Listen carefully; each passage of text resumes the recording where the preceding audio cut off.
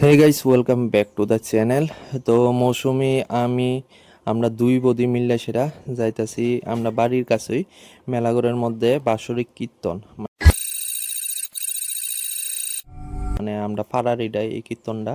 তো কীর্তনের মধ্যে আইসি এখন সেটা দেখলাম যে প্রসাদ দেওয়া হইতাছে, মানে খিচুড়ি প্রসাদ দেওয়া হইতাছে। আর এদিকে ছেলেরে লইয়াই পড়ছে বাবু, সেটা হ্যাঁ ডিমান্ড করতেছে হ্যাঁ গাড়ি কিনা দেওয়ানের লিগা। তো হ্যাঁ গাড়ি কিনা দিছে। তো এদিকে প্রতিষ্ঠিত রাধাকৃষ্ণের মন্দির আছে, আর এদিকে হইতাছে কীর্তন। তো এখন কীর্তনের মধ্যে কিছুক্ষণ থাকুম, আমরা ওইদিকে খিচুড়ি প্রসাদ নেমো। তো খিচুড়ি প্রসাদ নিয়ে সেটা বাড়িতে যাবো। তো মৌসুমি বৌদি তারা বইয়া গেছে খিচুড়ি প্রসাদ নিত। আর আমি তো দুপুরবেলা ভাত খেয়ে আইছি, আমার লিগে খিচুড়ি প্রসাদ বাড়িতে লইয়া যাই।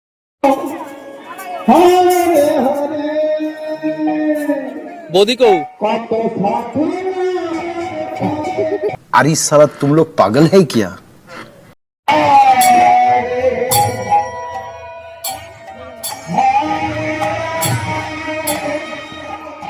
বিকাল বাজে এখন 4:30। তো আমরা হঠাৎ করে প্ল্যান হয়েছে চিকেন খাবো। একদম দেখতে পাচ্ছেন লাল লাল ঝালঝা একদম চিকেন কষা রান্না করা হয়েছে, দারুণ একদম বাটা মশলাই। অনেকদিন পরে মশলা বাইটটা সেটা আর চিকেন কারি রান্না করা হয়েছে, দেখতে খুবই লোভনীয় লাগছে। তো গাইস যখন বাজে সন্ধ্যা 6:30। তো ছেলের লইয়া আর মৌসুমীর লইয়া সেটা যাবো একটু মেলাগড় বাজারের মধ্যে।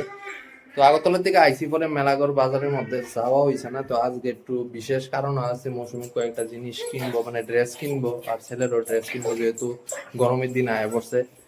ছেলের সবকিছু ড্রেস ওই শীতের দিনে। তো আজকে গরমের ড্রেস ট্রেস কিনবো। আগরতলার থেকে যে সময় যাবো চৈত্র মাসে, তখন আগরতলা থেকে যাই সেটা কিনুম। চলো আস্তে আস্তে দেখি বাইরে হইতাছি। আর বাড়ি থেকে বাইরে একটু দাঁড়াতে লাগবো, কারণ আপনার বাড়ির সামনে যে মুখো আইতে একটু লেট করে। চলো এখানে ডাইরেক্ট বাজারে যাই, সেটা তোমরা লক্ষ্য করবে।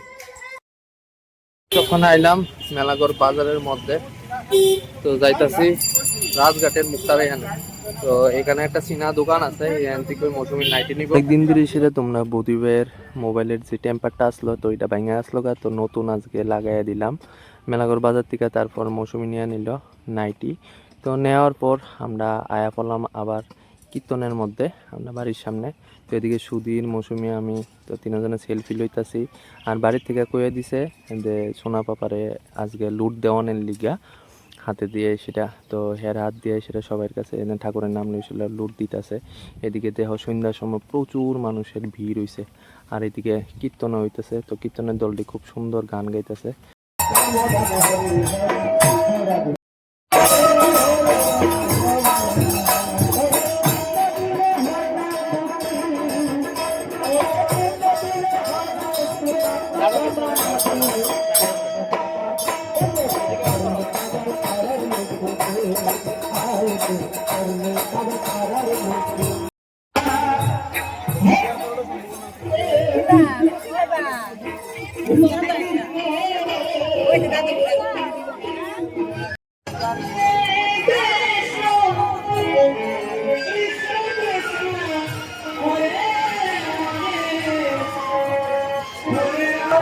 ওখানে রাত বাজে 9:30।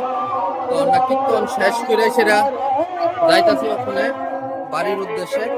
তো আমরা বাড়ি থেকে বেশি দূরে না, মাত্র 2-3 মিনিট লাগে। চলো